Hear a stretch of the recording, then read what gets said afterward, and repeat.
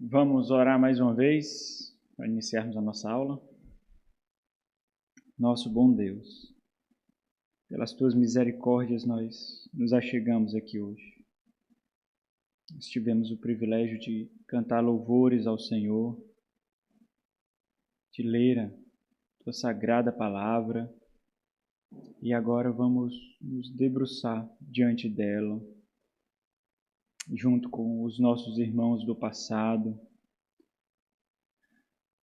que construíram essa confissão de fé, meu Deus. Que nós sejamos conduzidos pelo Teu Santo Espírito com sobriedade, com temor, escravos das Tuas sagradas Escrituras apenas. Que nós possamos fazer coro, ó Deus, com aqueles que foram fiéis ao Senhor ao longo da história.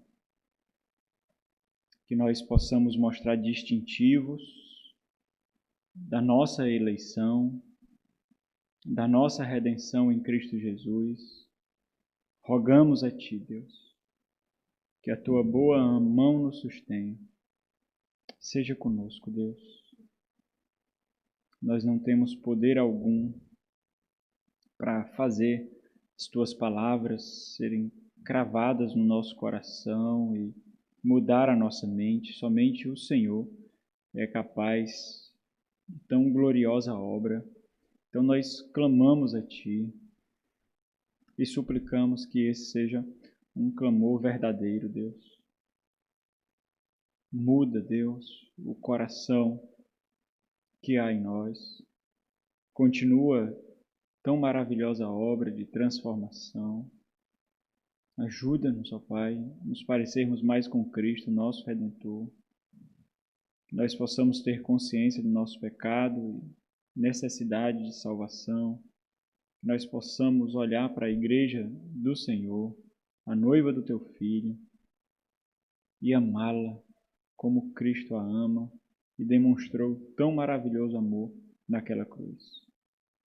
Nós possamos compreender aquilo que nós estudamos, não somente com uma simples disciplina, não somente como relatos históricos, mas como verdade que deve nos conduzir, meu Deus. Ajuda-nos para a glória do Senhor, para a edificação da igreja, a exaltação de Cristo e o avanço do reino, meu Deus. Amém. Meus irmãos, nós temos visto, daqui a pouco eu projeto aí, nós temos visto uma característica muito distintiva da nossa identidade eclesiológica, de como nós enxergamos a igreja e como nós devemos vivenciar a igreja. É muito importante que os irmãos compreendam que essas não são simples aulas. Os irmãos não estão numa escola, os irmãos não estão no cursinho, não estão numa faculdade. As palavras que são proferidas daqui são palavras redentivas ou palavras de juízo, porque o Evangelho é salvação para os que creem e perdição e juízo para os que se perdem. Então só existe dois caminhos a serem traçados por esse mundo. É muito simples. Ou os filhos das trevas são repudiados, ou os filhos da luz são iluminados. Só existem dois. Não existe uma equação muito complexa, não. São só dois, né? Os números que nós colocamos, os números e os sinais que nós colocamos nessa equação são as evidências que nós damos na nossa vida de quem nós somos. Então é muito simples mesmo. Não é algo muito complexo. Então é muito importante nós compreendermos que se vocês não compreenderem aquilo que está sendo dito aqui, vocês não vivenciarão. Isso é fato, né? Não precisa ser muito intelectual para compreender isso. É muito simples. Se os irmãos não... Se esse conhecimento não chegar à mente dos irmãos, os seus corpos, as suas ações não seguirão esse conhecimento porque vocês não o têm. Então, é muito importante os irmãos compreenderem que existe algo mais importante do que a sua família, existe algo mais importante do que os seus estudos, Existe algo mais importante do que o seu trabalho, do que a sua carreira. Existe algo mais importante. Existem prioridades maiores. É muito importante, meus irmãos, vocês compreenderem isso. E esse conhecimento de suma importância, ele é passado de forma muito simples e sem nenhuma pompa. É através de um púlpito como esse. Simples, sem nenhum glamour. Sem nenhum. Não existe bandas tocando, anunciando que o grande conhecimento da eternidade vai chegar. Não existe. Não existe grandes holofotes, não existe grandes propagandas, não existe carros de som, não existe. Mas daqui sai a redenção. É importante vocês compreenderem isso. Daqui sai a redenção ou condenação. É muito importante vocês compreenderem o que acontece aqui domingo após domingo, encontro após encontro, sábado após sábado, quarta-feira após quarta-feira, aconselhamento após aconselhamento, todos os encontros onde o céu se abre para nos aconselhar, exortar a palavras de redenção ou de juízo. É muito importante compreender isso. É importante nós compreendermos o valor da igreja, o valor da noiva e como nós devemos tratá-la. Ela não é um indigente, ela não é uma promíscua, ela não é uma prostituta que qualquer um taca a mão, ela não é. Ela é a noiva. Embora você, sujo, podre e indigno, faça parte dela, ela é imaculada. É muito importante vocês compreenderem assim. É muito importante vocês compreenderem que ela, semana após semana, dia após dia, através da vida de vocês que fazem parte da igreja, ela se torna cada vez mais santa, virgem. E vocês sabem o que é o significado de virgindade, né? Porque é algo que nós experimentamos na nossa vida. Ela se torna virgem. A ilustração que nós temos, especialmente no livro de Ezequiel, é aquilo que nós vivenciamos na prática. Nós somos encontrados sujos. É assim que o Senhor em Ezequiel fala do povo, como Deus encontrou o seu povo. Nós fomos encontrados sujos, na lama, usados e abusados pelos homens, cuspidos, repudiados, mas ele nos tomou para si. Ele nos limpou, nos deu brilhantes, roupas novas, nos fez rainha. É assim que é construída a figura do que nós somos. Vocês ou serão aqueles que chutam, que cospem e que sujam, ou vocês serão a mulher resgatada. Só existem essas duas realidades. Vocês podem esconder como quiserem, vocês podem camuflar como quiserem, vocês podem fingir como quiserem, mas vocês não se escondem do fato de que existe um olho que tudo vê. Não importa quantas palavras você precise construir para dizer, não, pastor, mas você não me entendeu, porque aquele que conhece a palavra antes de vir à boca, conhece cada raiz de motivação de cada sílaba daquela palavra. E a forma como nós lidamos com a noiva do filho dele diz muito sobre quem nós somos. Portanto, meus irmãos, é vital, é muito importante nós compreendermos o que significa a igreja, como esse significado é vivenciado em nossas vidas e como nós formamos a igreja do Senhor. É muito importante nós compreendermos como nós lidamos com os diversos aspectos do que significa ser igreja, da perpetuidade que a igreja tem, da identidade que ela tem, e essa identidade é manifestada muitas vezes através de nós. É muito importante nós compreendermos a autoridade que ela tem em nossas vidas, na vida da nossa família, da forma como nós lidamos com o nosso trabalho, como nós criamos os nossos filhos. Não é à toa que, enxergando isso como uma característica distintiva de um grupo de fé, uma confissão foi construída para mostrar como aquele grupo se definia quanto à sua concepção da igreja, quanto o seu entendimento e a vivência do que significa ser igreja. E na nossa confissão, essa é uma característica extremamente singular, distintiva com suas confissões irmãs, como nós vimos de Westminster e da Declaração de Savoy. Existe uma necessidade constante de averiguação entre os irmãos. Existe uma necessidade constante de autoavaliação de fé. Existe uma necessidade constante, se nós estamos cuidando de nós mesmos e cuidando de nós mesmos, cuidando da noiva, não para que você seja feliz. Isso é muito banal, isso é muito fútil, isso é muito mesquinha, isso é muito pequeno. Eu não estou nem aí para a sua felicidade, se a sua felicidade não coincidir com a felicidade do nosso Senhor Jesus Cristo. Esse é o ponto principal e todos têm que entender isso. Não existe nenhuma preocupação quanto à sua realização de vida, quanto ao seu progresso acadêmico, quanto à criação dos seus filhos, se eles vão ser senhores do mundo, doutores do saber ou não. Não existe preocupação quanto a isso. É muito importante vocês compreenderem isso. Existe um assunto extremamente mais elevado do que isso. É a entrega da noiva ao noivo naquela grande festa de casamento. É por isso que nós vivemos. É por isso que você cria os seus filhos. É por isso que você lida, pastoreia o seu cônjuge. É por isso que nós nos relacionamos de uns para com os outros. É por isso, meus irmãos. Tudo se resume a isso. Não é tão difícil fazer essa análise.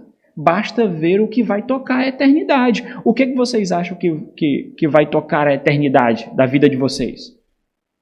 O que vocês conquistam materialmente? Os graus acadêmicos de vocês? Os filhos de vocês nem sequer serão seus filhos lá na eternidade. O cônjuge de vocês nem sequer serão os cônjuges de vocês. Então isso não toca a eternidade nesse tipo de relacionamento marital, paterno, materno. Existe algo que vai além disso. E nós precisamos compreender isso, porque é para isso e por isso que nós devemos viver. Porque senão existe uma relação de constante antagonismo entre pastor e ovelhas, entre irmãos de uns para com os outros. Porque as visões estão diferentes, porque os objetivos estão diferentes, porque os propósitos estão completamente conturbados.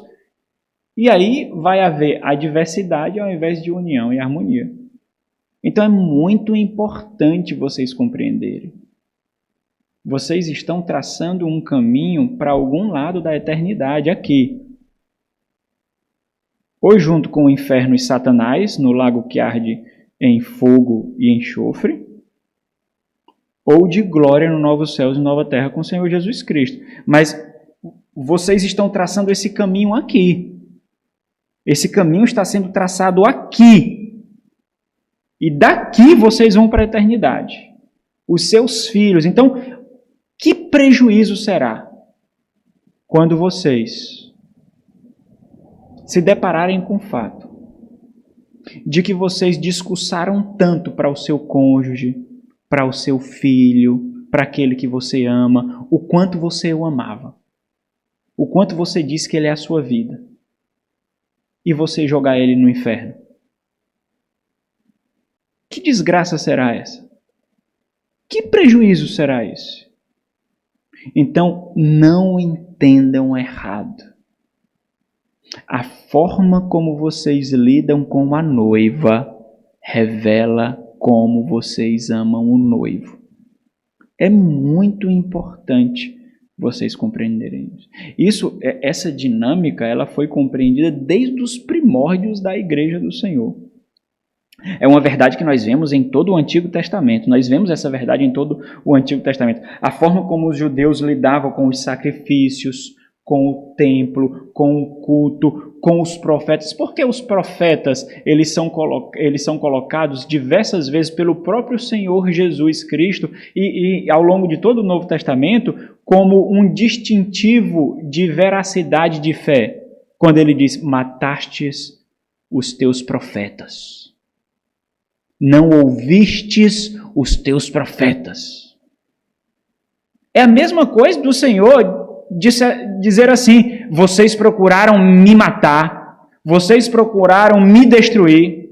É a mesma realidade. Os pais da igreja entenderam isso, os reformadores entenderam isso. Cipriano, Santo Cipriano, século II, século III, ele disse, ninguém pode ter a igreja como mãe. Ninguém pode ter Deus como pai se não tem a igreja como mãe. Isso foi ecoado por Agostinho e foi detalhado por João Calvino. Essa mesma realidade. Existe uma necessidade de nós demonstrarmos o nosso amor imaterial na vivência de uns para com os outros, materialmente, visivelmente. Existe uma necessidade. Na vida cristã, meus irmãos, não existe tanto subjetivismo como nós achamos que existe. Não existe, embora nós achemos que existe. E nós só achamos que existe para se tornar uma área de refúgio, onde nós colocamos o lixo mesmo, e uma área de escapatória, onde nós podemos construir saídas para as nossas vidas pecaminosas. Bom, isso pode ser vivenciado por algum tempo, isso pode ser vivenciado talvez até por toda a vida, mas nós nos esquecemos de um fato: existe um olho que tudo vê. Existe uma mente que tudo discerne, tudo. É diante dele que nós construímos a teologia da nossa vida. Você é um grande livro de teologia, porque é a forma como você entende Deus. Você vivencia isso ao longo da sua vida.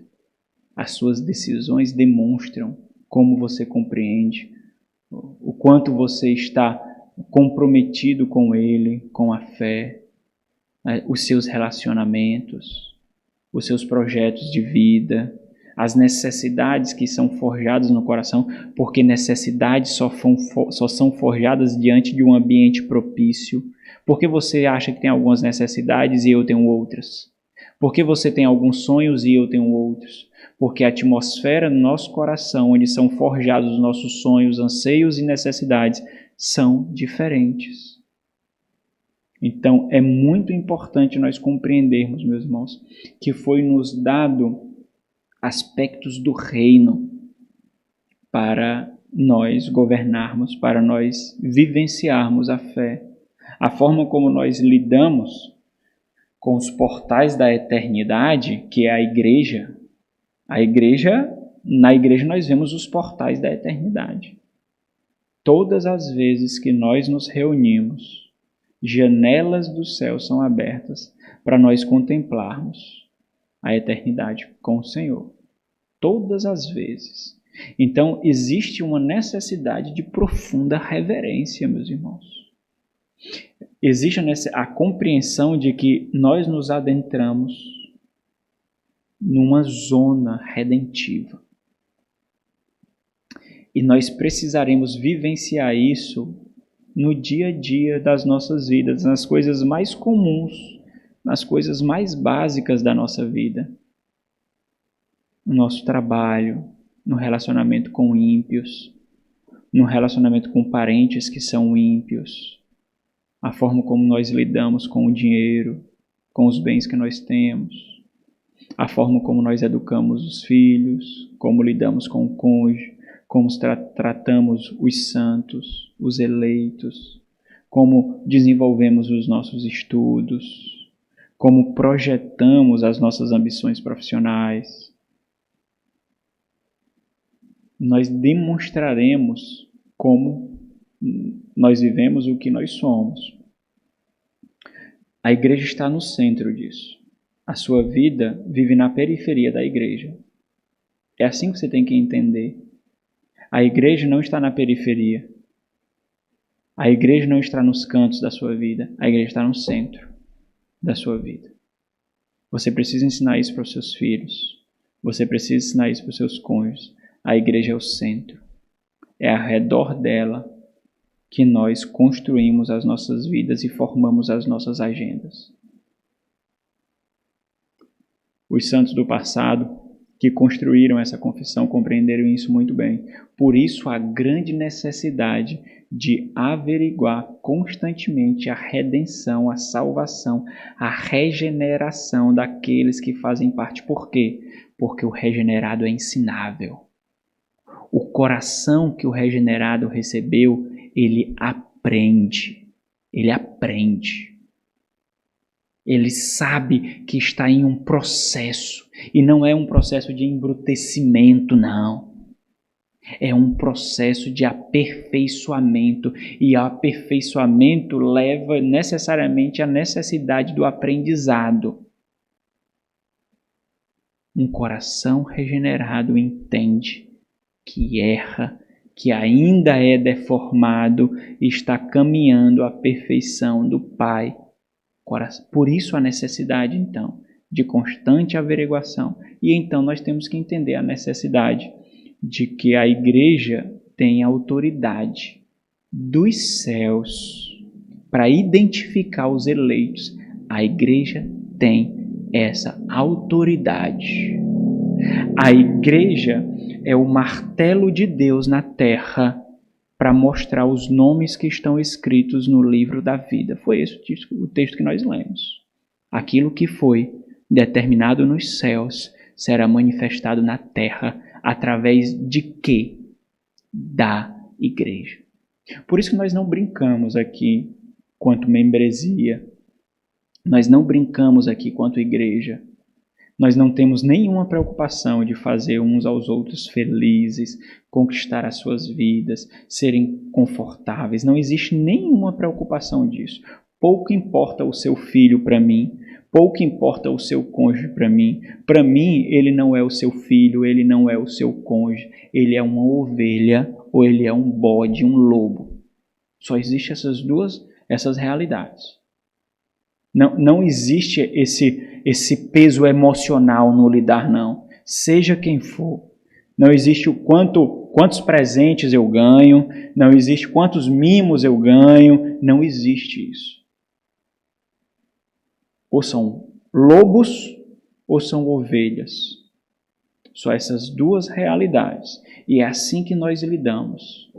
Nós fazemos isso chorando, nós fazemos isso triste muitas vezes, mas existe uma necessidade de fazer isso. Por quê? Porque foi dado a nós a responsabilidade de sermos instrumentos de aperfeiçoamento da noiva. Nós estamos no grande dia da noiva.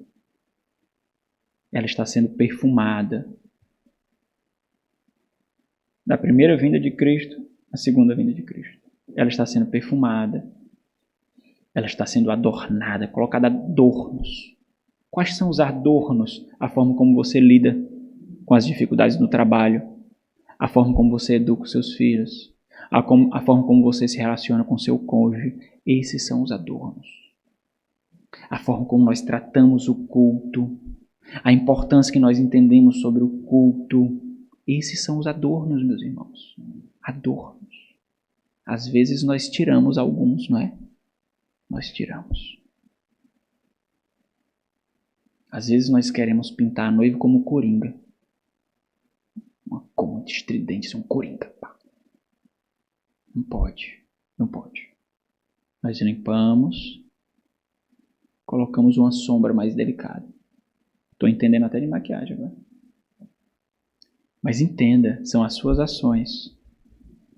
Aquelas que ninguém vê são essas que adornam a noiva. Hoje nós vamos desenvolver um pouco mais de como nós devemos conceber a igreja do Senhor.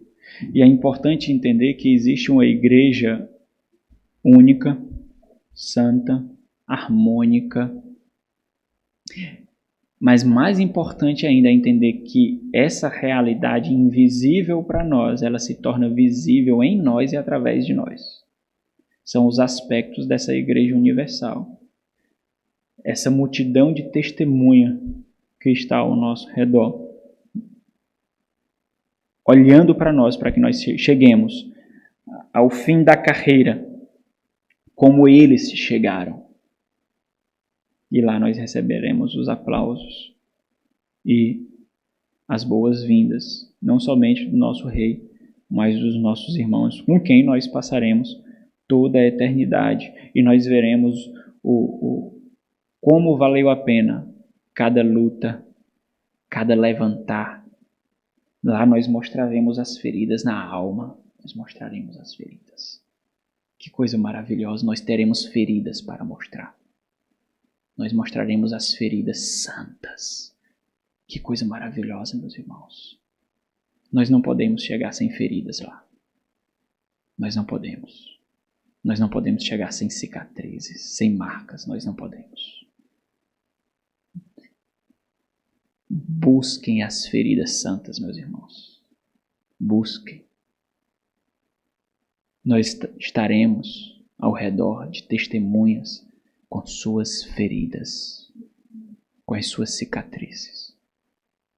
Nós temos que mostrar as nossas. Nós precisamos compreender que essa multidão de testemunho que forma a igreja do Senhor, que é perpétua, que é imaculada, ela se manifesta visivelmente através de pequenas congregações como essa, através de igrejas e comunidades das quais nós nunca veremos falar. Comunidades essas, muitas que estão sendo nesse momento perseguidas, maltratadas, enxotadas pelos seus governos e por grupos rebeldes e autoritários ao redor do mundo. Eles receberão a coroa da vida. Então nós temos que, se nós não compreendermos o valor da igreja, se nós não compreendermos a importância da igreja, e isso tudo que eu estou falando para vocês não passará de uma mera fábula, de um mero momento para trazer algum tipo de regozijo espiritual, porque nós estamos numa igreja saudável. Nós precisamos compreender muito bem, porque é somente compreendendo que nós passaremos para os nossos filhos e aqueles com quem nós nos relacionamos. Então hoje nós vamos ver o aspecto visível dessa igreja universal.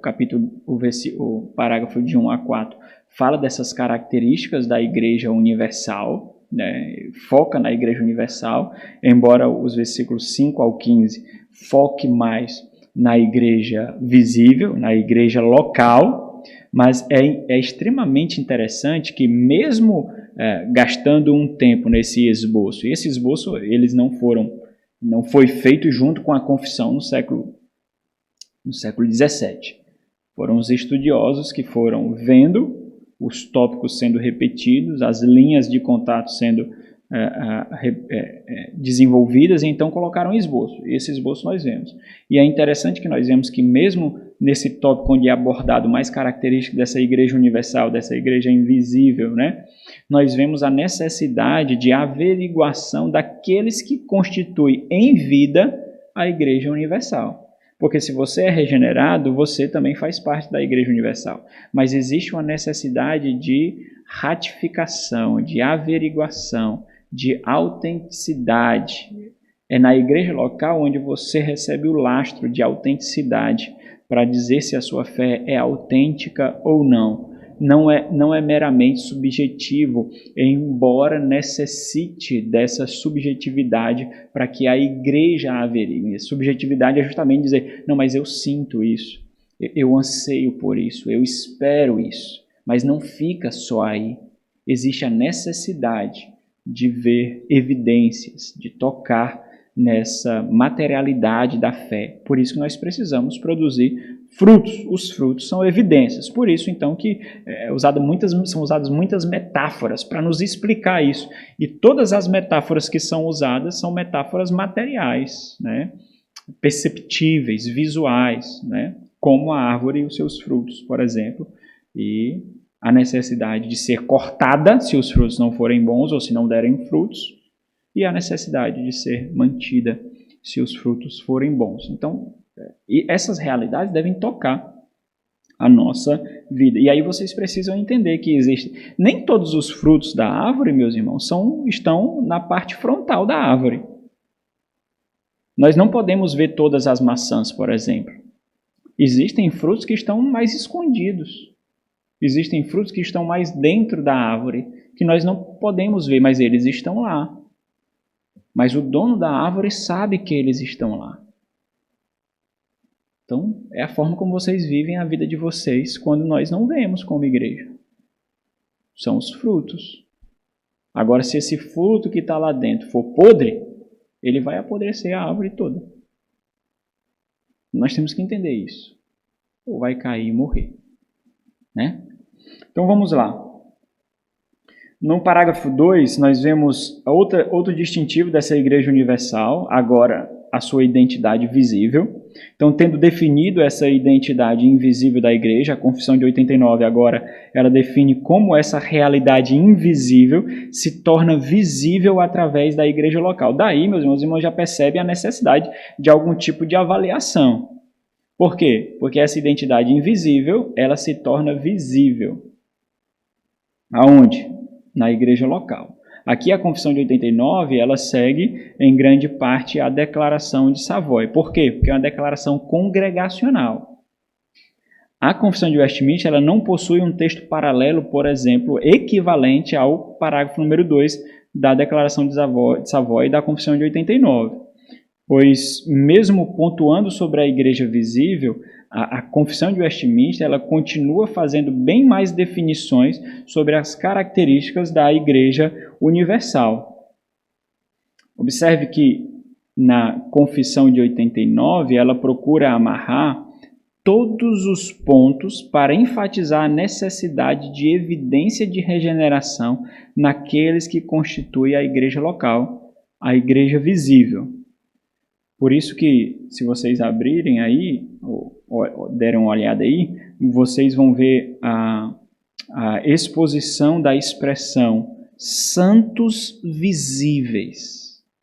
É o termo que ele usa para falar da igreja local. São dois termos que ele usa para falar da igreja local. Tanto santos visíveis, quanto no final que ele usa esse termo congregações particulares. A igreja local ela é constituída pelo quê, meus irmãos? Por santos visíveis. E nós temos que ver a santidade desses santos professos. Esse é o termo adotado pela Confissão de 89, ao invés de usar, por exemplo, os irmãos percebem que não existe o termo aí igreja visível, mas santos visíveis. Nós vemos o termo igreja visível, ao invés de santos visíveis, na Confissão de Westminster e na Declaração de Savoy.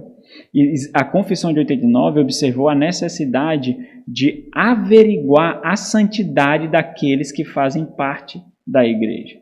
Então existe uma análise individual e não somente uma corporativa, não somente uma comunitária. Assim a confissão ela destaca essa característica de necessidade de averiguação, de santidade individual, e é colocado esse peso de averiguação em quem? Nas igrejas locais. Ou seja, o que ele bota no final, todas as congregações particulares, que é um termo para falar sobre igreja local e a independência e autonomia desta, devem ser constituídos por quem? Por esses santos visíveis. Então existe uma necessidade plena, de constante averiguação. Se no parágrafo 1 a confissão falou dos eleitos, no parágrafo 2 ela fala dos santos visíveis, descrevendo evidências dessa eleição. Os eleitos demonstram evidências de que são eleitos, de que são novas criaturas. Então, vamos ver alguns pontos aqui. Ok, vamos desenvolver aqui. Vamos ler aqui. Todas as pessoas em todo o mundo que professam a fé do Evangelho, ok, é suficiente só professar a fé? Não, é extremamente necessário, porque professar a fé tem esse caráter de independência ou autonomia no sentido de que eu respondo pela fé que eu estou professando.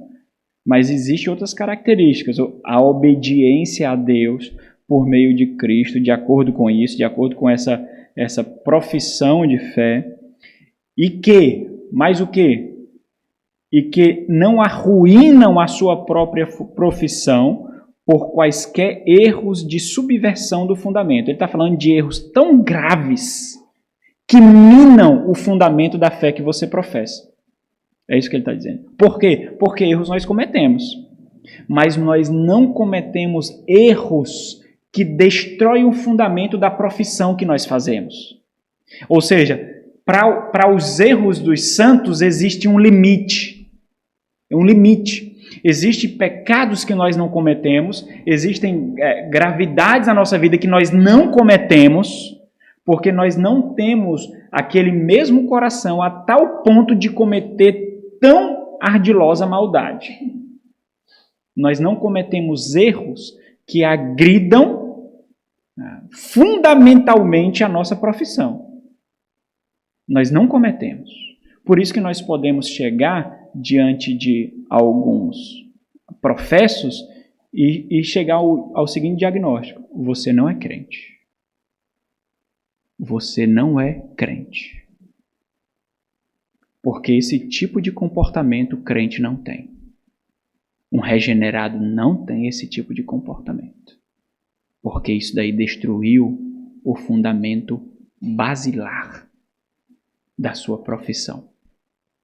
Nós cometemos erros, evidente. Evidentemente nós cometemos. Mas existem erros que não podem ser vistos ou perpetuados entre os santos. Então, olha a construção como que amarrando a necessidade de regeneração. Existem evidências de regeneração daqueles que constituem a igreja. Então, os santos visíveis, eles são evidências dessa igreja invisível. Nós testemunhamos ao mundo da realidade espiritual. Vamos ver alguns textos aqui. Romanos 1, alguém abre Romanos 1, de 7 a 8, outro abre em 1 Coríntios 1, 2, e outro abre em Mateus 16, 18. Ok. Os irmãos vão abrindo, eu vou continuando falando aqui. E que não arruína a sua própria profissão por quaisquer erros de subversão do fundamento ou impureza de conversação. Esses apenas são e podem ser chamados de santos visíveis. Ok, então a igreja local ela tem como função confirmar essa santidade visível dos seus membros. Alguém lê Romanos 1, 7 a 8. A todos os amados de Deus que estáis em Roma, chamados para serem santos, graça a vós outros e paz, da parte de Deus, nosso Pai, do Senhor Jesus Cristo. Primeiramente, dou graças a meu Deus, mediante Jesus Cristo, em toca a todos vós, porque em todo o mundo é proclamada a vossa fé. Os irmãos percebem que essa é uma introdução de saudação de Paulo, né? Onde ele direciona as palavras. E se vocês observarem nas cartas de Paulo, vocês vão encontrar introduções bem similares do que essa. Existe a necessidade de entender que a correspondência para quem ele está enviando são santos, são redimidos, são regenerados. É assim que Paulo identifica aqueles que constituem a igreja, para quem ele está endereçando essa carta. 1 Coríntios 1, 2 vai dizer muito similarmente o que foi dito aí. Mateus 16, 18 diz o quê? Também eu te digo que tu és Pedro, e sobre esta pedra edificarei a minha igreja, e as portas do inferno não prevalecerão contra ela. Ok, então esse ponto aqui ele já dá a introdução para o parágrafo que vem em seguida, esse texto de Mateus 16, 18. Existe uma necessidade de que nós experimentemos o fato de que as portas do inferno não prevalecerão sobre a igreja. Como nós experimentamos isso? Expulsando os lobos. Protegendo o fronte de salteadores e de lobos. E nós permanecemos de pé. Essa é a experiência da igreja local de um pronunciamento espiritual sobre a igreja universal. Por isso que igrejas locais podem morrer, mas a igreja universal nunca irá morrer. Nós experimentamos essa realidade de imortalidade da igreja universal, fazendo fronte e lutando visivelmente as batalhas espirituais que existem entre principados e potestades contra o Santo Espírito do Senhor. Então nós experimentamos isso. A igreja local, ela precisa averiguar a santidade daqueles que dizem... Meus irmãos precisam compreender que o ponto não é fazer parte de um hall de membros de uma igreja local. Isso é muito pequeno. Nós estamos falando que os grandes portais, os portais de entrada para o grande salão da Igreja Universal são as igrejas locais. O ponto não é que você faça parte da igreja local. O ponto é eu garantir a você que você faz parte da Igreja Universal. E isso cabe à igreja local. É a igreja local que tem essa autoridade. Não importa o que eu diga, o que os meus pais digam, não importa. Apesar de ser importante o meu testemunho e o testemunho daqueles que convivem comigo. Mas o grande tribunal estabelecido por Deus é a igreja local.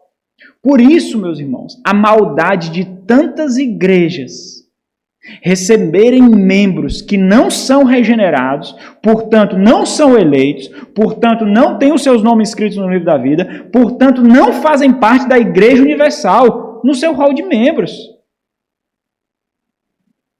É uma perversidade absurda, meus irmãos, isso. Nós temos que entender a responsabilidade que nós temos aqui. Olha, é o que a confissão diz aqui, que nós temos que averiguar a santidade daqueles que fazem parte da igreja. Por quê? Porque somente santos, regenerados, fazem parte da igreja. Isso quer dizer o quê, meus irmãos? Isso quer dizer que a igreja só é constituída, como eu já falei, de regenerados. Por isso que a confissão de 89, ela diverge frontalmente da declaração de Savoy e de Westminster. Porque as duas são pedobatistas. As duas entendem que os filhos dos crentes são filhos da aliança. E, portanto, fazem parte da igreja. Mas os filhos daqueles que professam a verdadeira religião, como defende a Westminster, não são santos visíveis. Não são.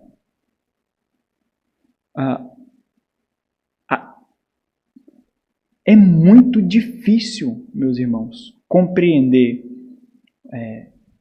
tal definição de membresia sem modificar o entendimento de igreja.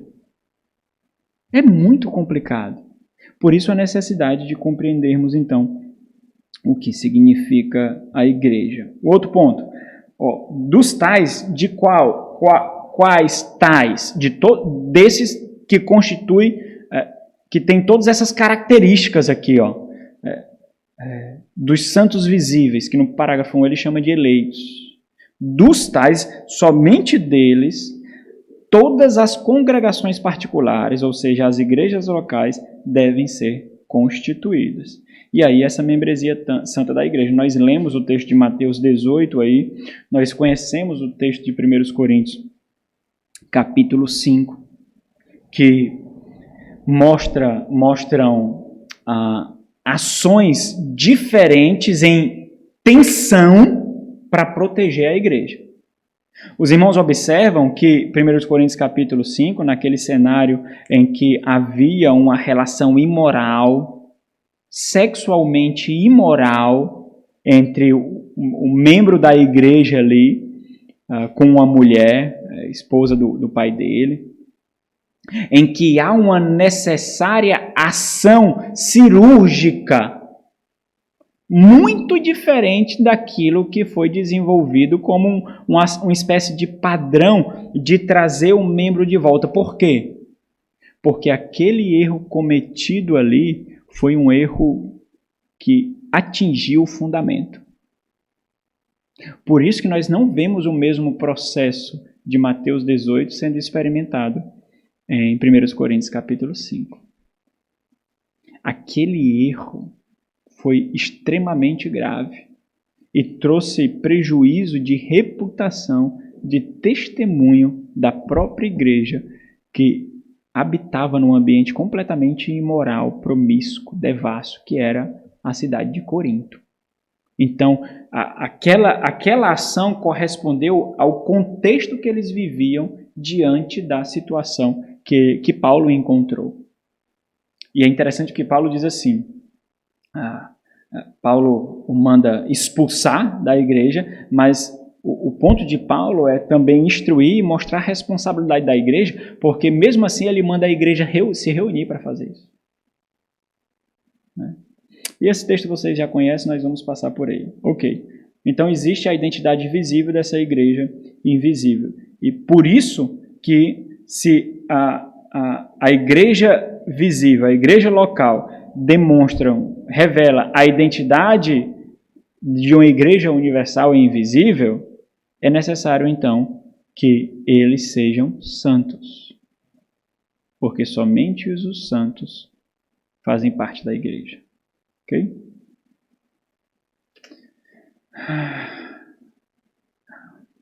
A sua perpetuidade.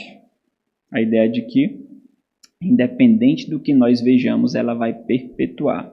No parágrafo 3 da Confissão de 89, ela reconhece que igrejas locais, igrejas visíveis, podem cair. A primeira grande conferência que eu fui, assim que estava estava descobrindo uma teologia diferente, né? Uma teologia que exige a vida, exige tudo, uma teologia que enaltece Deus, que coloca Deus como soberano, que é a teologia reformada. Quando eu estava descobrindo essa teologia, eu soube de uma conferência lá na FACET, em Fortaleza, na Faculdade 7 de Setembro, lá em Fortaleza, da editora Ragnos, uma conferência com o pastor Hernandes Lopes, com Israel Belo de Azevedo, acho que com o pastor Luiz Saião, e alguns outros pastores, tinham pastores da igreja local, como Armando Bispo, e outros, né? E o tema da igreja foi muito intrigante, porque era um lançamento de um livro. O tema da igreja era uma indagação, né? Igreja acabou? Existe o nome esse livro, existe na editora Ragnos, lançado pelo pastor Israel Belo de Azevedo, que é um pastor batista também. Então era uma indagação, igreja, vírgula, acabou? Ponto. Né? E aí, as preleções, infelizmente, foram perdidas, né? Eu já entrei em contato com a editora várias vezes para saber se tinha a gravação, mas eles tentaram recuperar e foram perdidas, né? Mas eu fiquei impactado com as preleções dos pastores ali, e foi um momento assim fantástico para mim, porque apesar das plenárias ali, das palestras, tinham os workshops. Então, nós ficávamos numa pequena sala e tínhamos aula com aqueles pastores tão conhecedores. E eu fiquei impactado. Naquele dia, o pastor Hernandes Dias Lopes deu seu testemunho de vida, fazendo aplicações teológicas, bíblicas ali. E eu fiquei impactado quando ele mostrou, homem que viaja muito, né? tanto na sua pregação como nesse workshop, mostrando a realidade da igreja e apontou, por exemplo, para as 7 igrejas da Ásia que não existem mais, estão só as ruínas, e ele disse, igrejas podem acabar. Igrejas acabam. Igrejas visíveis podem acabar. Mas a Igreja Universal do Senhor nunca acabará. E sempre terá a sua representação visível. Sempre. Nós vemos a grande dificuldade de transpor gerações, irmãos. Grande dificuldades. A geração seguinte, eu creio que depois de João Calvino, quem assumiu o lugar dele foi Beza, mas depois de Beza, quem assumiu? Logo depois de Charles Spurgeon, quem assumiu o tabernáculo? Nós vemos que com esse transpor de gerações, muitas igrejas vão à ruína. Muitas igrejas realmente são destruídas, caminham no caminho do perecimento, né? Isso nos faz olhar para nós mesmos com os poucos testemunhos de fidelidade, de santidade, dizer de reverência. Os irmãos não se enganem, não. Os irmãos não se enganem pensando que todas as igrejas são extremamente reverentes no culto, que observam o dia do Senhor, que entendem a teologia do culto, o zelo do culto, a necessidade da palavra. Não sejam inocentes em achar que é isso, não. E aí, quando nós olhamos para esse testemunho, nós pensamos que a igreja não vai durar, não. A igreja vai ruir. Nós vemos autoridades mundiais se levantando, nós vemos potências se levantando para ruir a moralidade basilar do mundo, destruindo a igreja, destruindo a fé.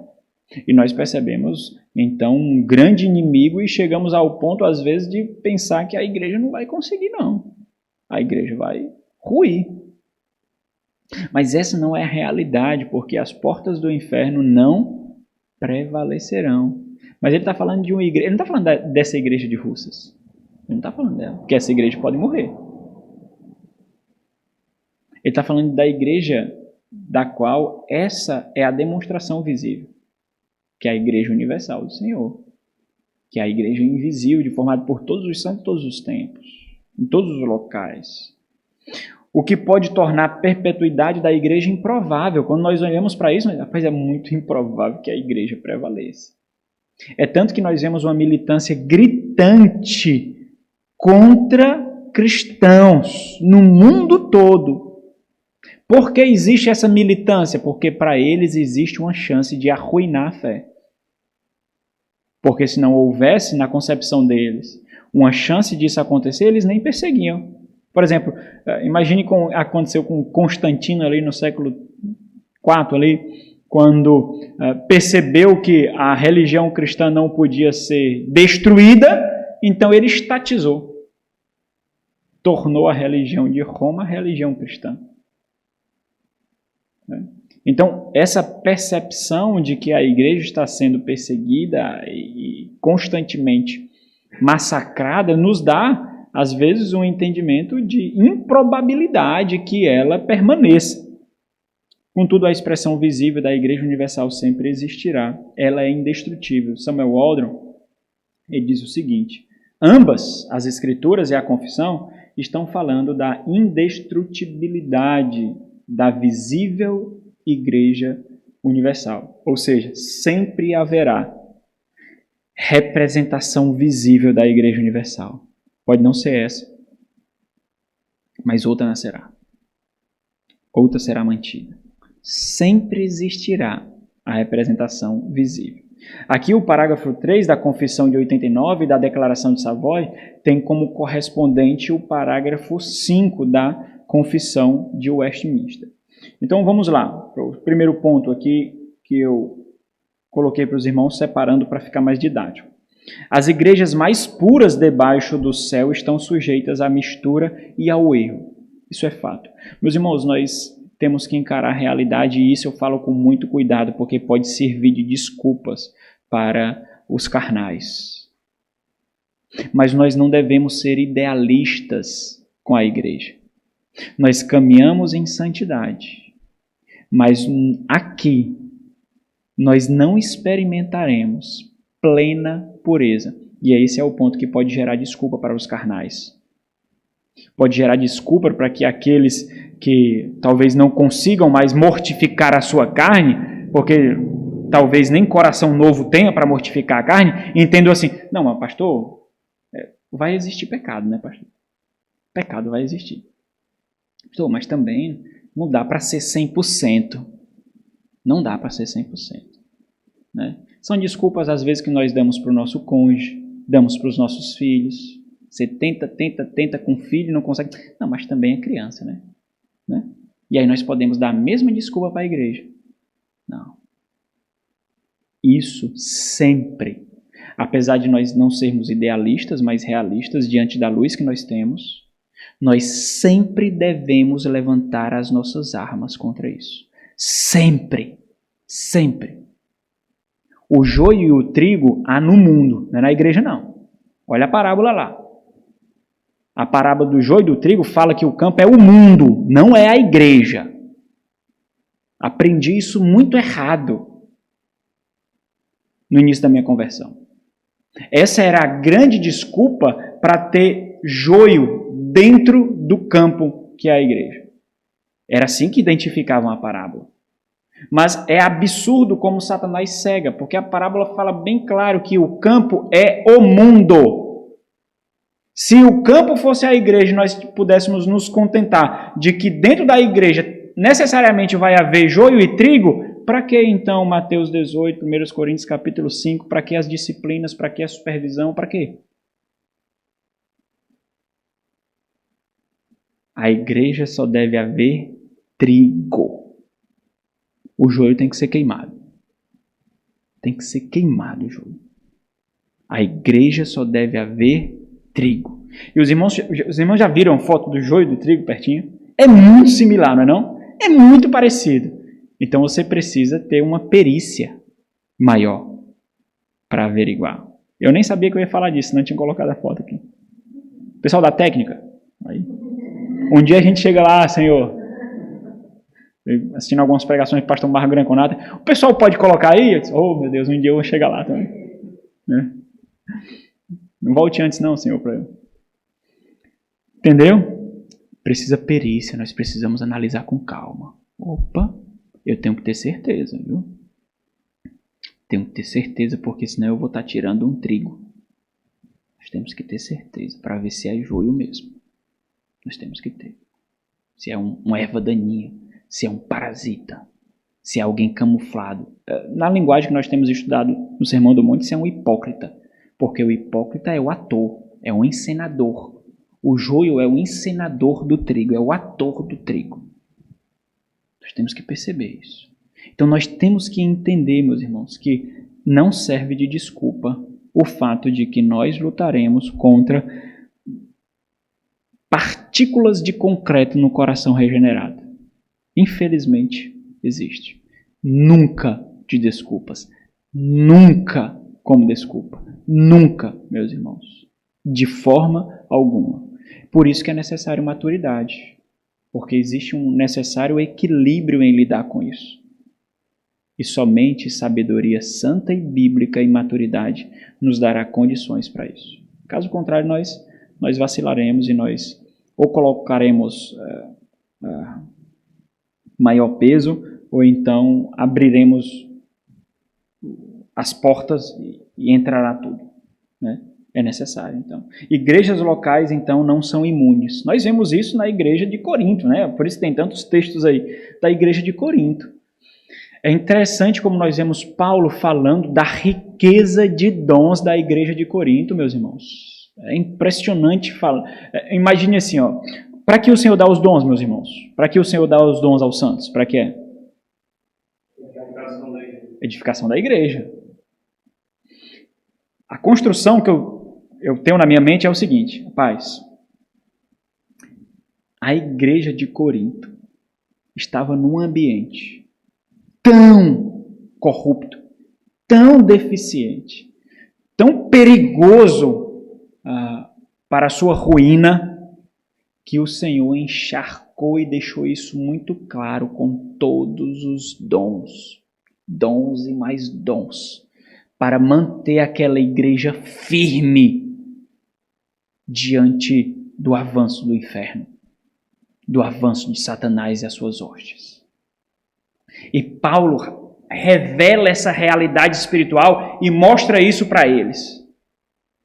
Usem, vivam, lutem. A minha mente é isso que eu construo assim. O Senhor dá necessariamente a porção que aquela igreja precisa para o sustento e o progresso dela. Ele fez isso aqui também. Agora nós podemos ser negligentes, né? Nós podemos ser negligentes. E infelizmente é isso que acontece. Nós negligenciamos. Não importa. Os irmãos precisam entender muito bem esses pontos que eu ressalto de desculpas fúteis. E de não importa você dizer, não, porque eu sou assim, pastor. Eu sou muito tímido. Eu sou acanhado, sabe? Eu não vou ser salvo. Só pode dizer isso. Não importa isso, meus irmãos. Esse eu não é o punhado de areia que você está colocando sobre o talento. Você está enterrando. Não, eu não, é porque eu... Bom, você está colocando areia, ó. Colocando areia. Não importa. Você tem que exortar a si mesmo. Você dá desculpas a si mesmo e você mesmo cai nas desculpas que você dá para si. Você é vencedor de si mesmo, olha aí. Que luta, né? Você não pode. O velho Adão está falando dentro de você. Satanás está cochichando nos seus ouvidos, porque é isso que eu vejo quando essas desculpas aparecem. Você não pode ser derrotado, meus irmãos. É absurdo isso. Não aceite desculpas para não progredir. Não aceite. Existe uma responsabilidade colocada diante de você e Deus. Então não aceite.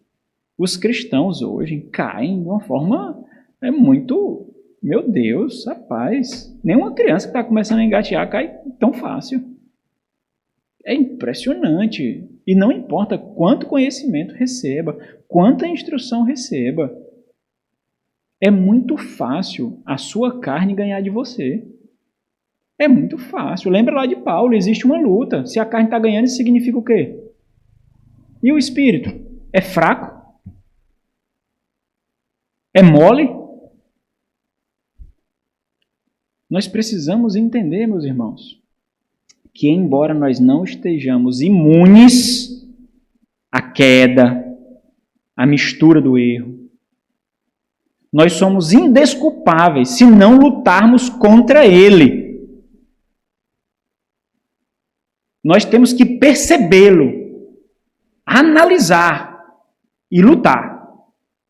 E por isso que a nossa vida vai ser uma constante luta daqui até o Senhor voltar. Nós tentamos harmonizar isso para que a igreja não tenha aquela atmosfera bélica. Nós temos que harmonizar isso. Mesmo sabendo que existem frontes onde as batalhas estão mais acirradas. E embora em alguns momentos nós não estamos dando tanta atenção para ele, mas nós sabemos que ele está lá. E o fato de não darmos tanta atenção é um lance estratégico e não de cegueira. Vocês conhecem esse texto, né? Mas vamos ler um texto interessante. Foi até pregado aqui pelo George, né? 3 de João, do versículo 9 ao versículo 10. 3 de João, versículo 9 ao versículo 10. Achei muito interessante porque existe um tipo de malícia aqui nesse relato E existe um tipo de pecado que é vivenciado em muitas igrejas de forma muito real. Alguém lê aí o versículo 9 e 10. Escrevi alguma coisa à igreja, mas Diótrefes, que gosta de exercer a primazia entre eles, não nos dá acolhida. Por isso, se eu por aí farei lembradas das obras que ele pratica, proferindo contra nós palavras maliciosas. Não satisfeito com estas coisas, nem ele mesmo acolhe os irmãos, como impede os que querem receber e os expulsa da igreja. Ok. Se existe algo a ser lembrado, esse algo é conhecido ou não? É conhecido, não é? Então a igreja sabe. A igreja sabe. Se existe algo a ser lembrado, é algo que já é conhecido. Não farei saber. Eu lembrarei isso a vocês. Vocês acham que a igreja não percebia Diótrefes? Vocês acham que não? Vocês acham que a igreja não via as malícias dele? Vocês acham que a igreja não percebia que ele se achava o dono da igreja? É claro que sim. Qual é o problema que acontecia aqui, que acontece com todas as igrejas no nível maior ou menor? Nós nos acovardamos e aprendemos a conviver com o mal. É isso que acontece. Por isso que nós precisamos de homens machos liderando a igreja. A igreja precisa de homens que sabe que não pode esperar o conforto, mas o confronto. Não frouxos, mariquinhas, menininhas. Homens. Nós precisamos entender isso. Porque Diótrefes irão aparecer. Seja homem ou mulher, irão aparecer. E a igreja se acovarda em sua maioria. Ninguém trata. Todo mundo vê, todo mundo percebe, mas ninguém trata. Por quê? Porque não quer se indispor. Porque traz desconforto. Vocês têm a igreja fiel e santa porque existe uma ação na retaguarda que vocês não veem. Existem lutas e desconfortos que vocês não veem para que vocês possam criar os seus filhos numa comunidade santa. Por isso que vocês precisam orar pelos seus líderes, para fortalecimento, para que Deus dê uma estrutura que vença o mal. Porque Diótrefes aparecem e toda igreja, inclusive aqui. Se vocês perceberem os pecados expostos aqui por João, são todos pecados subjetivos. Cadê provas? Cadê as provas? Materiais. Cadê a prova material? A única prova material que tem aqui é o fato da carta que não foi lida aqui. Malícia. Exercer a primazia.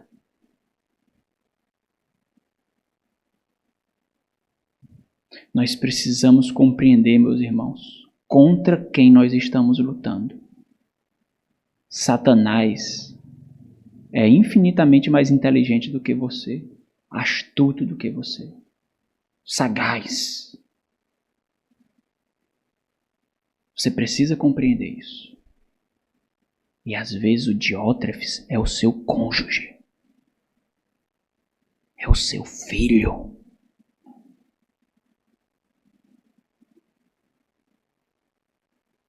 Você tem que entender isso. Nós precisamos compreender isso. Nós temos que proteger a noiva de Cristo. A noiva de Cristo. É isso que nós precisamos compreender. As igrejas não são imunes. Eu percebo na palavra de João aqui até mesmo um certo tipo de desapontamento, porque a igreja não agiu quando deveria ter agido. Deveria ter agido. Precisarei ir. Terei que ir. Sabe as coisas que só resolve com o pastor? Por quê?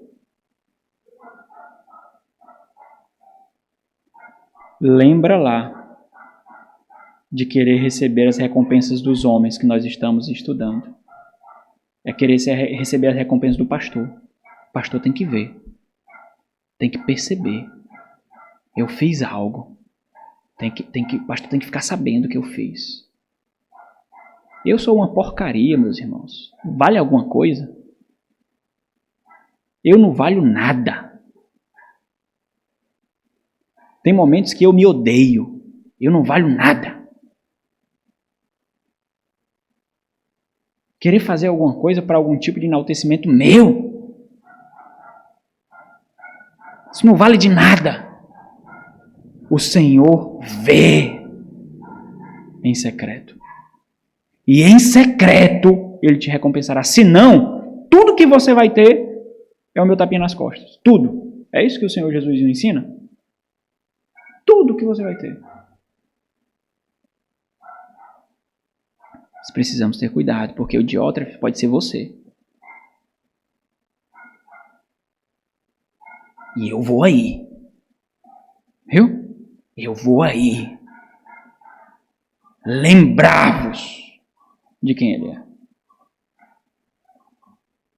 As igrejas não estão imunes, mas nem por isso nós devemos baixar as guardas. E algumas tanto se degeneram a ponto de tornarem-se não mais igrejas de Cristo, mas sinagogas de Satanás. É por isso que nós temos que entender que, embora não sejam imunes, nós não podemos baixar as guardas. Por quê? Porque pode se tornar sinagogas de Satanás. Essa passagem é extremamente interessante. A carta de Apocalipse, que é escrita à igreja em Éfeso. A igreja de Éfeso, meus irmãos, onde nós vemos o maior tratado de eclesiologia no Novo Testamento, é da carta de Paulo à igreja de Éfeso. Se nós queremos estudar a doutrina da igreja, nós temos que estudar, nós temos que decorar, nós temos que entender a carta de Paulo aos Efésios. Por que eu estou dizendo isso? Porque eles foram muito instruídos sobre o que significa a igreja, o que é requerido da igreja. Mas eles vacilaram. Eles olharam para a mecanicidade e esqueceram da emoção, do sentimento, do envolvimento. Esqueceram de algumas características da fé, como compaixão, amor, empatia, simpatia, comunhão. Eles aprenderam algo, mas eles vacilaram em outra coisa. Existem muitos frontes para serem lutados na vida da igreja, meus irmãos. Muitos. Nenhum pode ficar desassistido, nenhum. Nós não podemos fortalecer mais um e deixar o outro deficiente, porque o outro pode perder a batalha. Existem muitos frontes. Por isso que um homem só, um casal só não consegue levar a igreja, porque ele não consegue assistir todos os frontes. Foi assim que Deus fez, para que todo o corpo em harmonia se mantivesse. Todo o corpo. Vários frontes. Capítulo 2 da carta do Senhor em Apocalipse da igreja em Éfeso diz assim: tenho, porém, contra ti, olha aqui, que abandonastes o primeiro amor. Não adianta manter a fidelidade bíblica se não há comunhão e harmonia entre a igreja e um tipo de pulverização isso para com o Senhor, e entendendo por que nós fazemos o que fazemos, por que nós vivemos como vivemos. Entendendo a prioridade dos amores que nós experimentamos na vida que nós temos. Amor para com Deus, amor para com a igreja, amor para com o cônjuge, amor para com os filhos, amor para com uns aos outros. Tenho, porém, contra ti algo. E é interessante que ele diz assim, vamos ler desde o início. Ao anjo da igreja em Éfeso escreve. Esse anjo, meus irmãos, pode ser o pastor, né? Muitos entendem que é o pastor, ou pode ser um anjo mesmo. Né? é mais provável que seja o pastor. Existem muitos comentaristas muito bons que entendem que é o anjo mesmo e tal. É um anjo que fica responsável por assistir uma igreja, alguma coisa assim. Mas é mais provável que seja o pastor, porque diz mensageiro, né? Anjo significa mensageiro, então é mais provável que seja o pastor, né? Eu entendo como o pastor da igreja. Estas coisas diz aquele que escreve na mão direita as 7 estrelas e que anda no meio dos 7 candeeiros de ouro. Conheço as tuas obras. Essa sentença é aterradora. Você pensa que não. Você age como não, mas eu conheço as tuas obras. Isso aqui já dá para a gente desmaiar só nessa sentença. Eu lembro, sabe, quando você quer esconder algo de alguém, e aí você conta para uma pessoa, e aí você tem a confiança que aquela pessoa vai guardar todo o seu segredo. E aí aquela pessoa com quem você confidenciou algo, ela solta uma coisa. Quanto você fica aterrorizado de encontrar a pessoa contra a qual você tinha um segredo? Você disse? Não acredito. Se for mulher, mulher, você disse? Não acredito. Não acredito. Como é que eu vou olhar para a cara dela? Deus, como é que ela vai entender isso? Eu não sei. É desse jeito. E Deus conhece as suas obras. Aquela que nem o seu cônjuge sabe, ninguém sabe, a não ser você. Ele conhece. Ele conhece. Conheço as tuas obras. Tanto o teu labor como a tua perseverança. Aqui é uma palavra de enaltecimento, certo? Eu coloquei aqui de uma forma mais aterradora, mas é a palavra de enaltecimento, no versículo 2. O teu labor, e que não pode suportar homens maus. Olha como eles estão cuidando da igreja. Não podem suportar homens maus. E que puseste à prova os que a si mesmos se declaram apóstolos. Olha, averiguação, e não são. E os achastes mentirosos. Então, imagina aqui que se Diótrefes fosse da igreja de Éfeso, ele estava arrebentado aqui, porque a igreja de Éfeso não ia deixar, não. E tens perseverança, e suportastes prova por causa do meu nome, e não te deixastes esmorecer. Até aqui está fenomenal. A igreja entendeu o ensino de Paulo naquela carta. A igreja compreendeu. A igreja ficou madura. A igreja se fortaleceu. A igreja criou estrutura. A igreja entendeu. Isso. Mas vem o versículo 4. Aí o versículo 4 é justamente o fato de que? De ele conhecer as tuas obras. Conheço. É interessante porque obra aqui é algo visível, né? É algo material. É algo que é possível testemunhar. Mas o versículo 4 parece demonstrar algo que é visto debaixo dessas provas. Não é por amor de mim que fazes isso. Não é por devoção sacrificial que fazem isto. Por quê? Porque eles abandonaram o primeiro amor. O primeiro amor dá a ideia de primazia de amor por meio da qual nós amamos todas as outras coisas e por meio de que nós fazemos tudo. É o amor que vem antes de todas as coisas. Que é a Ele, não é? O amor que vem antes de todas as coisas é a Ele. E por causa disso nós fazemos o que fazemos. Por causa disso você trabalha, por causa disso você estuda, por causa disso você cuida dos seus filhos, do seu cônjuge, por causa disso você zela pela igreja, porque você amando a Cristo, você pode amar devidamente todas as coisas. Nós temos visto isso em uma medida ou outra nos estudos em família. Tenho, porém, contra ti, que abandonastes o primeiro amor. Então por que eles faziam o que estavam fazendo? Por quê? Aparência? Reputação? Por que eles faziam o que estavam fazendo? Ok. Lembra-te, pois, de onde caístes. Arrepende-te e volta à prática. Olha, interessante, ele está mandando fazer uma análise. Sabe isso que nós fazemos no final de ano com as visitas pastorais? É uma análise também. Você tem que fazer isso não somente no final do ano. Lembra-te, observa, analisa onde vocês vacilaram, em que ponto vocês erraram. Volta à prática das primeiras obras, e se não, venham a ti e moverei do seu lugar o teu candeeiro. O que ele está dizendo? Eu destruirei você. Destruirei você. Caso não te arrependas, destruirei você. Por quê? Porque nós não podemos viver a vida da igreja se abandonarmos o primeiro amor. Nós não podemos. Ok, vamos passar, né? Igrejas se degeneram. Nós vimos isso. Testemunho aqui da igreja de Éfeso. O que aconteceu? O Senhor removeu o seu candeeiro, porque a igreja de Éfeso não existe mais, como as demais igrejas da Ásia ali. Né? O Senhor removeu.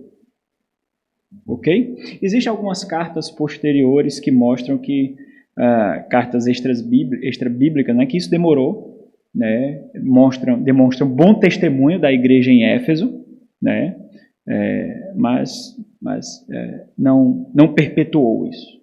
Né?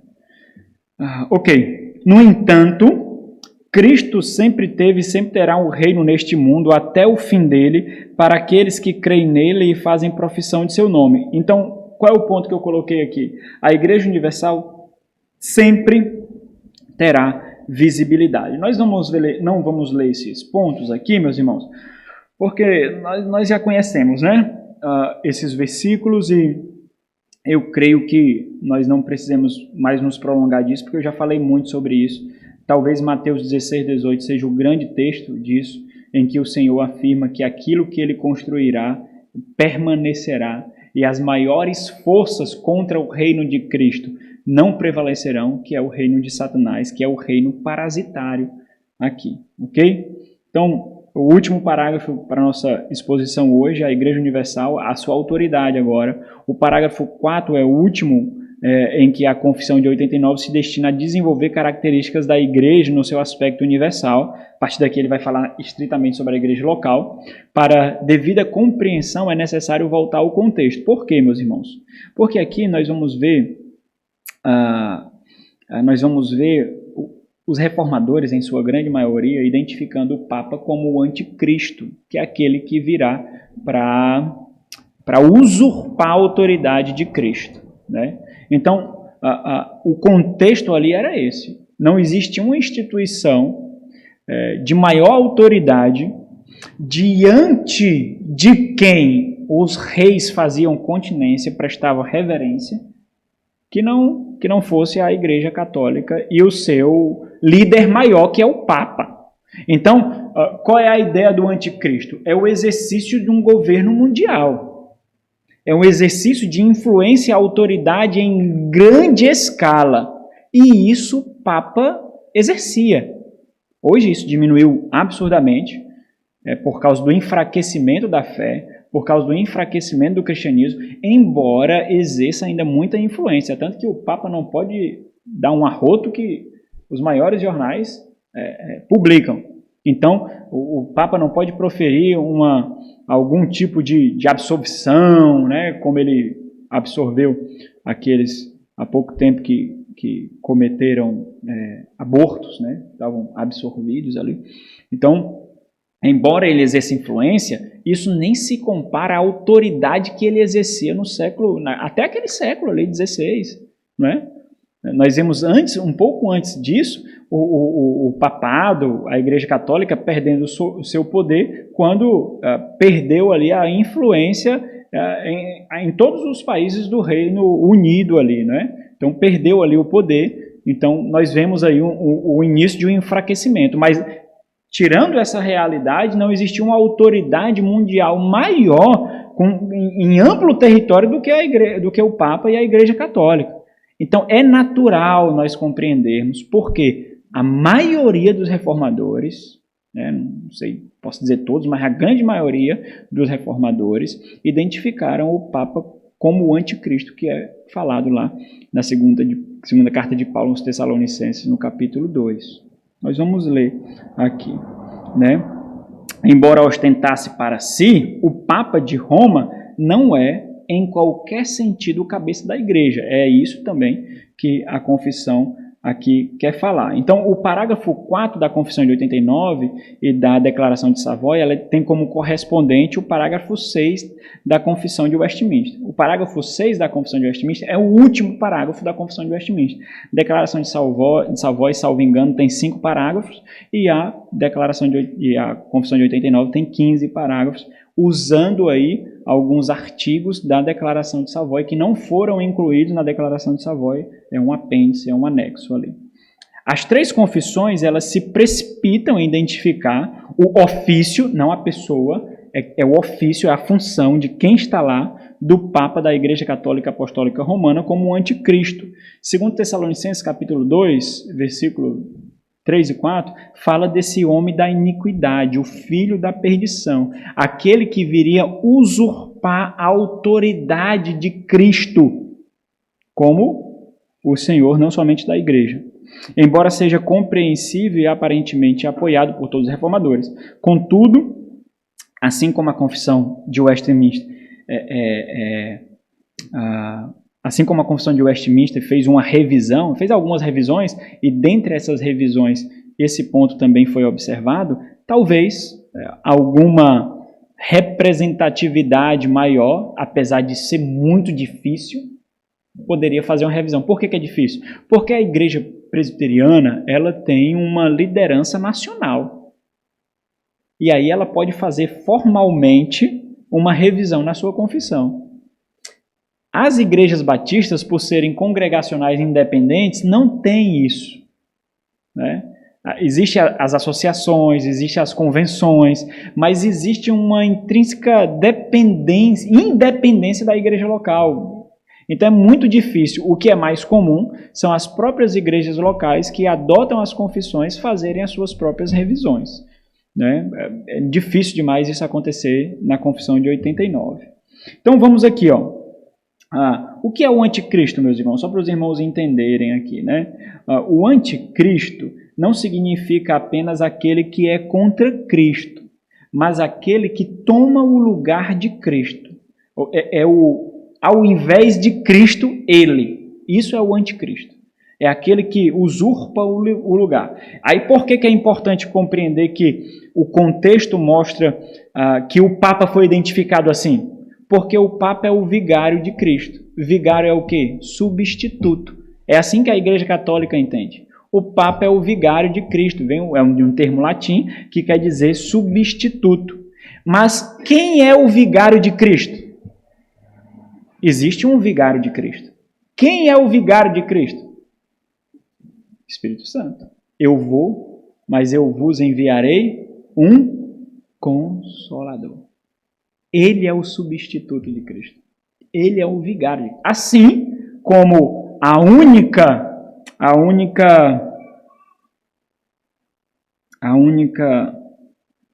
como é que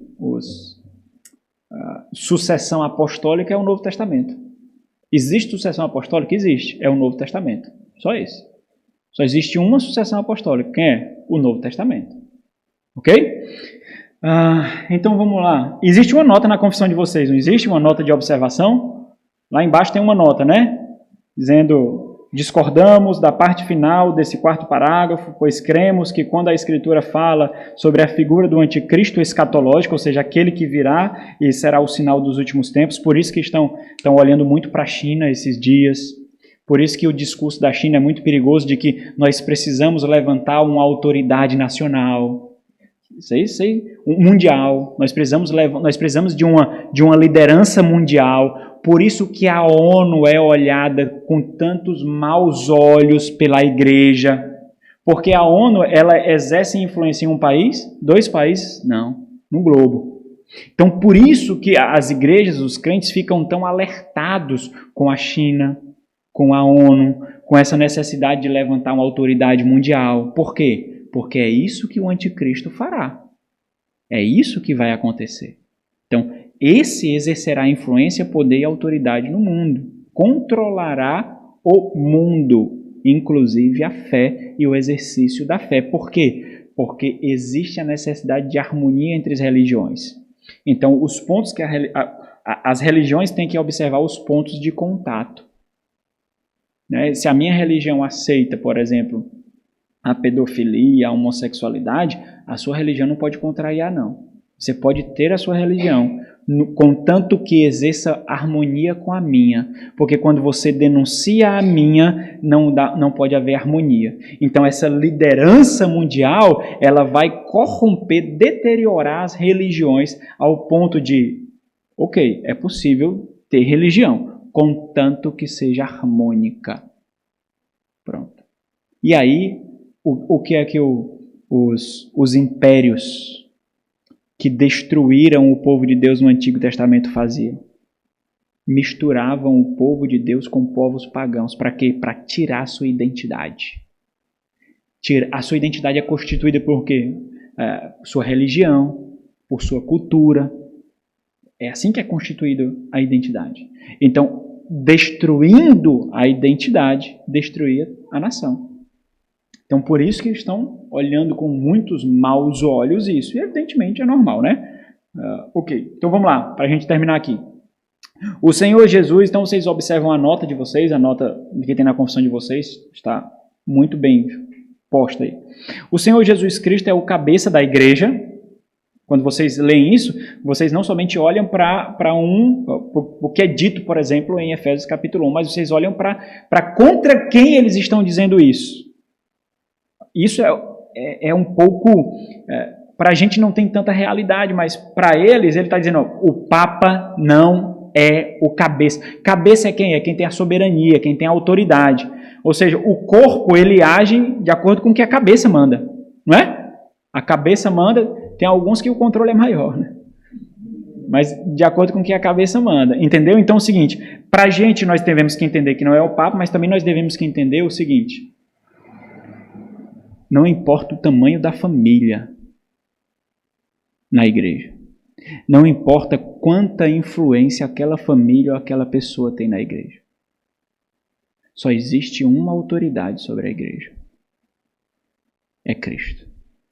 E esse é um distintivo também, trazendo para as igrejas congregacionais, o fato de que só existe alguém acima da igreja.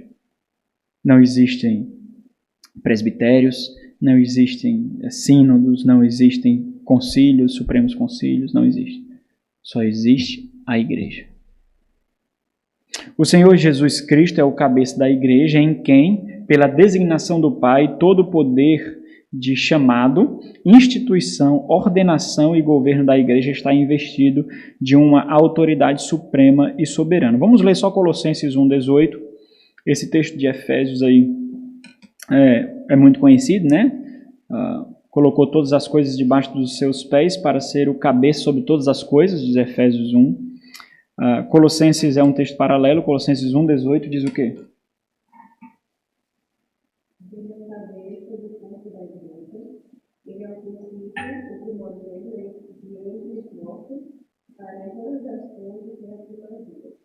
Ok, vamos abrir 1 Coríntios 12:27. Alguém abre Mateus 28? Esse texto é muito importante, mas é muito mal compreendido. 1 Coríntios 12:27, Mateus 28:18. Alguém lê aí 1 Coríntios, por favor.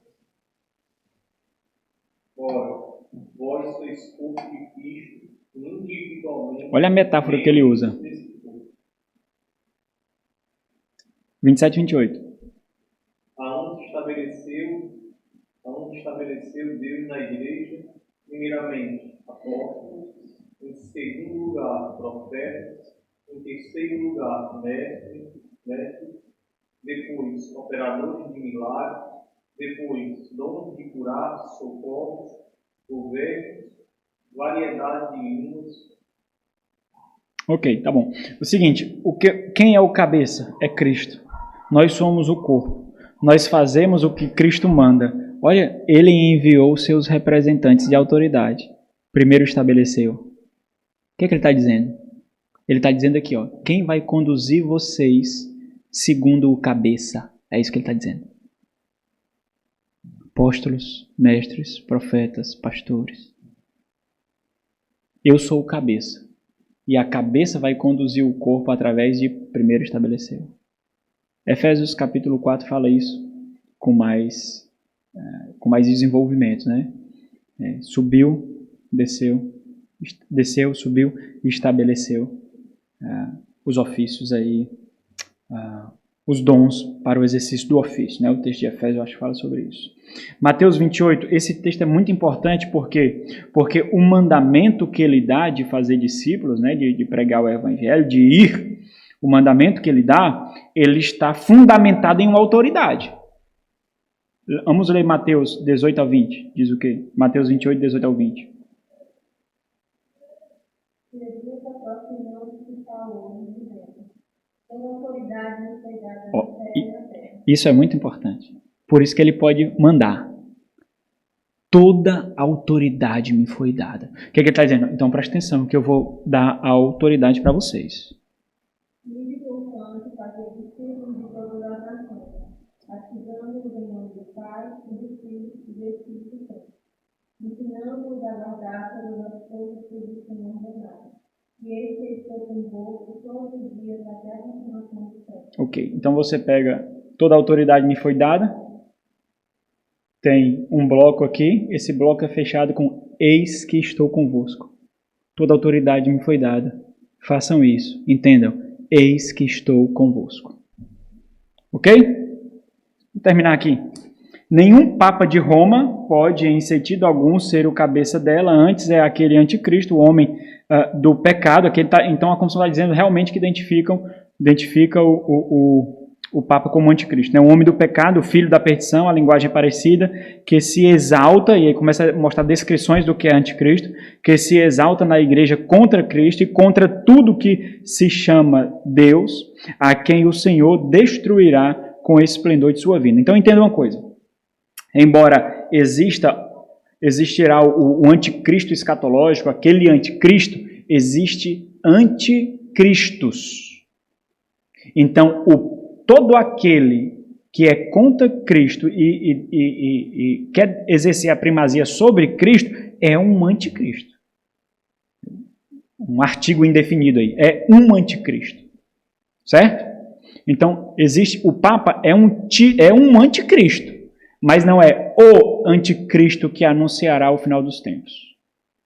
O anticristo escatológico, o anticristo do fim dos tempos, certo? Então, todo aquele que se levanta contra Cristo, todo aquele que se levanta para usurpar a autoridade de Cristo, são duas realidades, eu estou mostrando duas realidades diferentes. Contra Cristo, e outra realidade é tomar a posição de Cristo, exercendo autoridade sobre a igreja, sobre o povo de Deus, contra o reino. Esse é um anticristo, mas não é aquele que virá. Os irmãos têm dúvidas aí? Ok? Não? Tudo certo? A aula foi longa. 1h34. Vamos orar então? Nosso Senhor e Deus, graças damos a Ti, ó bom Pai. Graças damos a Ti por Tua boa mão, Tua proteção e cuidado.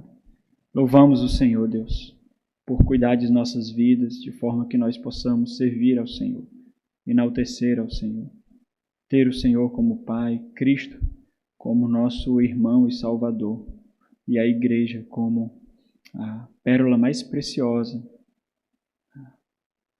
e nós fazemos parte. Nós louvamos o Senhor por isso, suplicamos que o Senhor seja conosco, ajuda-nos, ó Deus. Nós sabemos da nossa imperfeição e incapacidade, mas também nós nos deparamos com o fato de que nós precisamos, ó Deus, caminhar em santificação, embelezando a noiva, em reverência, em humildade, em contrição. Que esse dia, Deus, especialmente o dia do Senhor, sirva a esses propósitos. Ajuda-nos durante todo esse dia. Fica conosco para o tempo que teremos agora. E abençoa-nos pelo poder do Senhor, orientando-nos segundo a Tua vontade. Em nome de Jesus.